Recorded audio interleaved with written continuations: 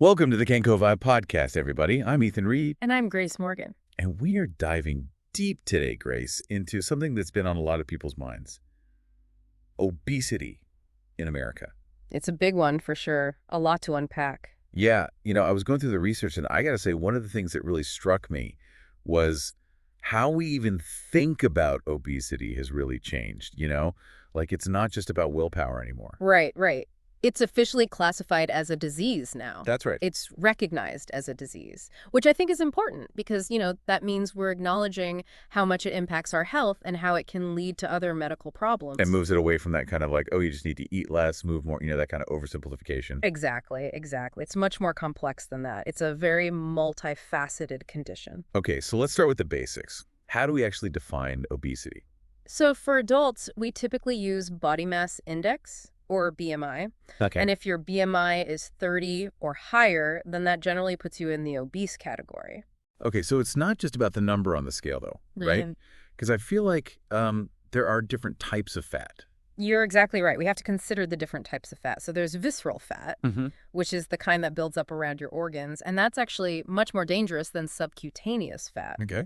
which is the fat that's found just under your skin. Oh, okay, I see. So like the fat that's deeper inside is worse than the stuff you can kind of pinch, I guess. Exactly, yeah. Yeah. It's the one that's associated with a higher risk of all those chronic diseases we worry about. Okay, that's a good distinction. I actually hadn't really thought about that before. Now, when we look at the statistics on obesity rates in the U.S., it's kind of alarming, isn't it? It's definitely alarming. We're looking at 41.9% of adults and 19.7% of children in the U.S. who are obese. Wow. And these numbers have been climbing steadily for the past, couple of decades. It's a major public health crisis, that's for sure. It is, and it's not just the human cost. Right. There's also a financial burden that comes with this.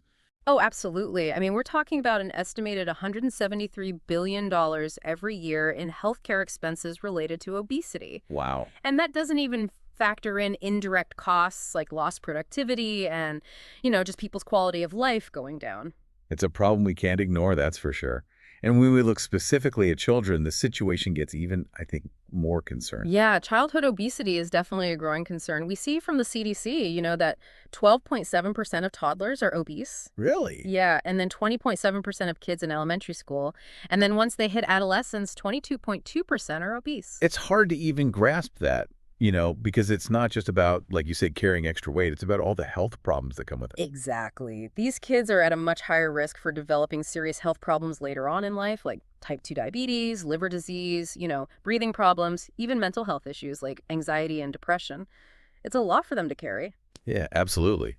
Something that I thought was surprising, I was reading some of the research on this, and there's actually a connection between sleep and obesity, Yeah. in particular with infants. It's so interesting, right? There's research suggesting that babies who don't consistently get like 12 hours of sleep a night, Wow. during those first 6 months of life, they might actually be more prone to becoming obese as they get older.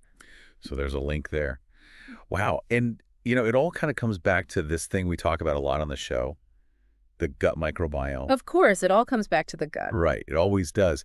But for folks who might not be familiar, can you just explain what the gut microbiome is and how it fits into all of this? Yeah, for sure. So the gut microbiome, it's basically this whole ecosystem of trillions of bacteria that live in our digestive systems. Uh-huh.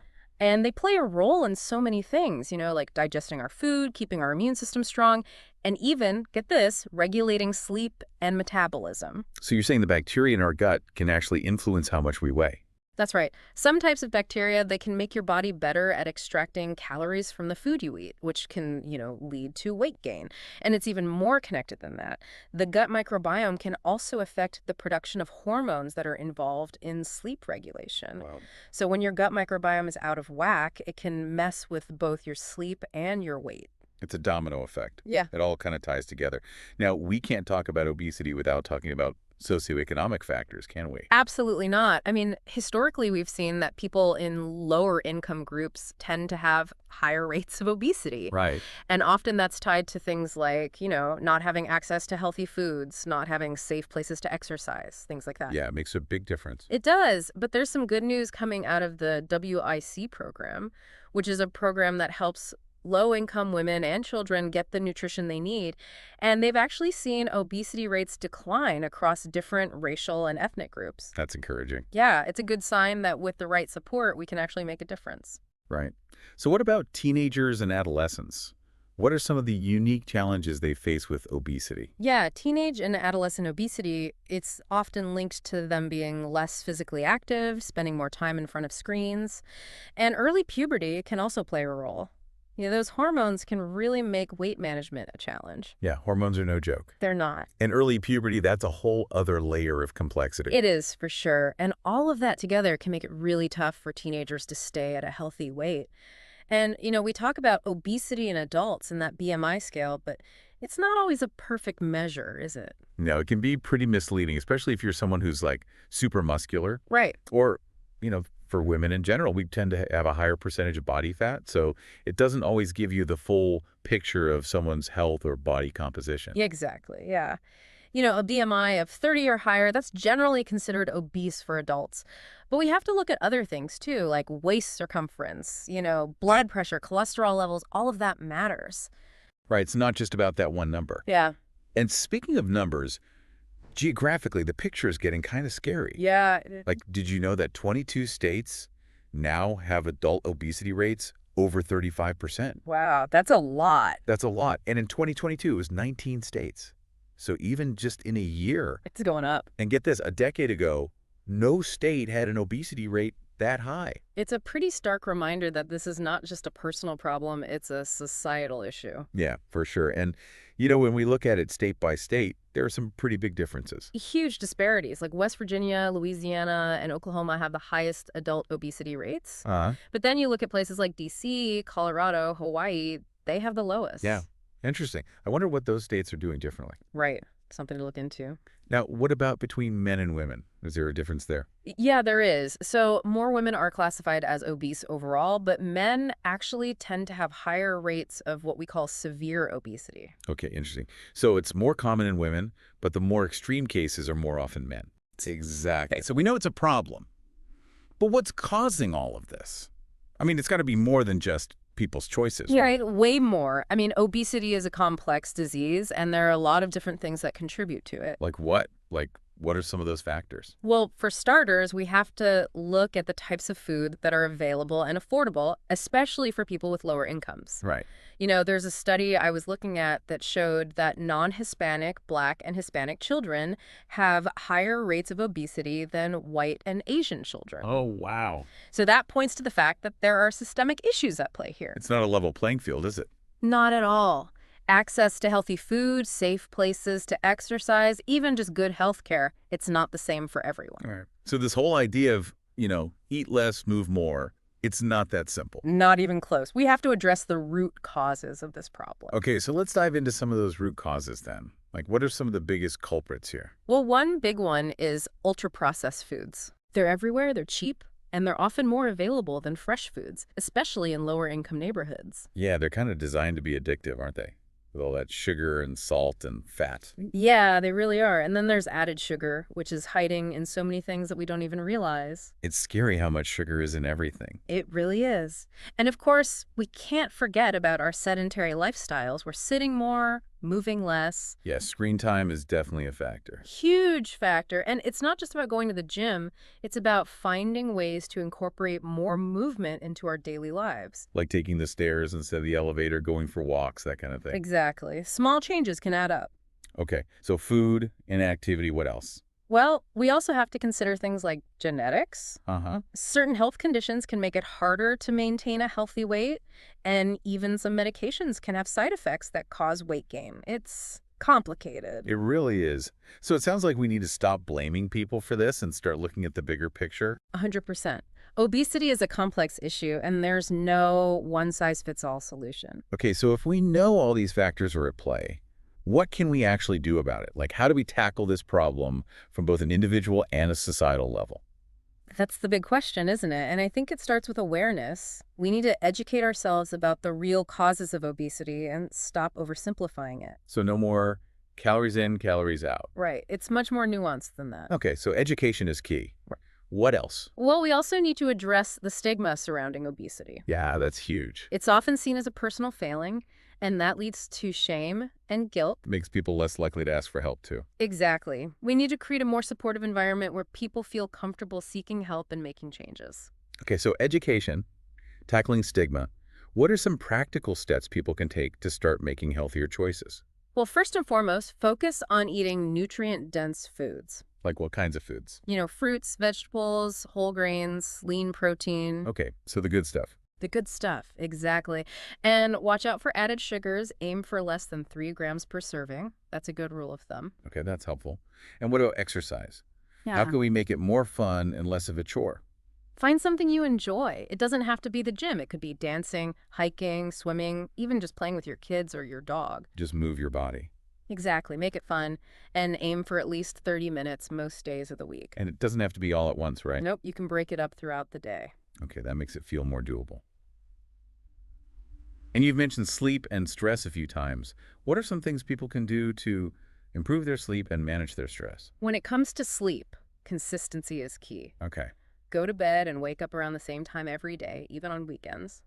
Create a relaxing bedtime routine, like a hot bath or reading a book. Avoid caffeine and alcohol before bed. And make sure your bedroom is dark, quiet, and cool. That sounds so peaceful. Right. Set yourself up for sleep success. And for stress, find what works for you.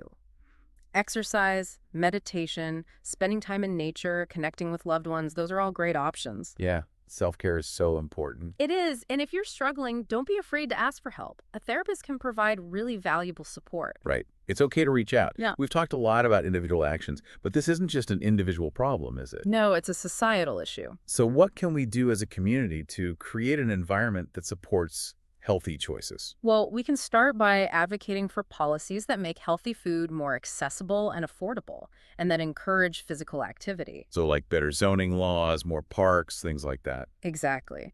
And we can support local businesses that are doing things right, offering healthy options, creating spaces for people to be active. So it's about using our voices and our dollars to make a difference. Right. We can all do our part to create a healthier community. And we shouldn't underestimate the role of healthcare providers in all of this, right? Absolutely not. They're on the front lines of this. They can screen for obesity, provide counseling, connect people with resources. It's a team effort. Yeah, it takes all of us working together. But what happens if we don't make these changes? What does the future look like if we stay on this current path? Well, the World Obesity Atlas has a pretty dire prediction. They say that if we don't change course, over half the world's population will be overweight within the next 12 years. Wow. That's a sobering thought, but it's not inevitable. No, it's not. It's a call to action. We need to start making changes now. Welcome back to the KenkoVibe podcast, everybody. As we're wrapping up this deep dive into obesity in America, I'm actually feeling pretty optimistic. We've talked about some tough stuff, but I'm energized to figure out, okay, what can we do about this? I agree. I think it's been a really insightful conversation, and now it's time to focus on solutions for both individuals and for society as a whole. Right. So let's say I'm listening to this, right? And I'm like, okay, this is huge EE, but where do I even begin to make a difference? Well, honestly, just start by paying attention to your own life. What are you eating? How much are you moving? How are you handling stress? Those are the foundations. So it's more about those daily habits than some crazy diet overhaul. Exactly. Don't try to do everything at once. Yeah. Pick one small thing you can change, like maybe swap out sugary drinks for water more often, or add some extra veggies to your dinner. Baby steps. I like that. It feels less overwhelming that way. And remember, it's about progress, not perfection. Some days you won't nail it, and that's totally okay. Just get back on track the next day and don't beat yourself up about it. So true. What about setting realistic goals? I feel like that's got to be important too. Absolutely. Don't set yourself up for failure with these drastic weight loss goals Yeah. or some crazy lifestyle change that you can't possibly keep up. Just make small, gradual changes that you can actually stick with. Sustainable changes, that's the key. Right. And don't be afraid to ask for help. Talk to your doctor, a dietitian, a therapist. There are so many resources out there. You don't have to do this alone. That's a good point. It's a team effort for sure. You've mentioned sleep and stress management a couple of times. What are some practical tips for those things? Okay, for sleep, consistency is key. Try to go to bed and wake up around the same time every day, even on the weekends. And create a little bedtime routine for yourself. Yeah. Take a bath, read a book, just wind down. Avoid caffeine and alcohol before bed, and make sure your bedroom is dark, quiet, and cool. You make that sound so relaxing. It should be relaxing. Sleep is important. And for stress, well, everyone's different. But some things that can help are exercise, meditation, spending time in nature, connecting with people you love. That all sounds lovely. Right. Take care of yourself. It makes a difference. And if you're really struggling, don't hesitate to reach out to a therapist. They can be a huge help. Okay, so we've talked about what individuals can do, but we've also got to acknowledge that this is a societal problem, right? Absolutely. So what can we do as a community to create an environment that actually supports healthy choices? Well, we can advocate for policies that make healthy food more accessible and affordable. Support programs that bring fresh produce to low-income neighborhoods. Right. We can push for better zoning laws that encourage more parks and green So spaces. people have safe places to be active. Exactly. And we can support businesses that are doing the right thing, offering healthy options, creating spaces for people to move their bodies. It's about putting our money where our mouth is, right? Yes. Like supporting the businesses that are actually making a difference. Exactly. Yeah. We can all do our part to create a healthier world. Well, this has been amazing, Grace. Thank you so much for all of these insights. I feel like I have a much better understanding of this whole issue now. What are your final thoughts for our listeners? My final thought is this. Obesity is not a character flaw. It's a complex issue, and we need to approach it with understanding and compassion. Small changes can make a big difference, and together, we can create a healthier future for everyone. That's a great message. I couldn't agree more. And to everyone listening, thank you for joining us for this deep dive. I hope you found it as insightful as I did. I'm Ethan Reed. And I'm Grace Morgan. And this has been the KenkoVibe podcast. Be sure to subscribe and leave us a rating, and tell your friends about the show. Until next time, stay well, everyone.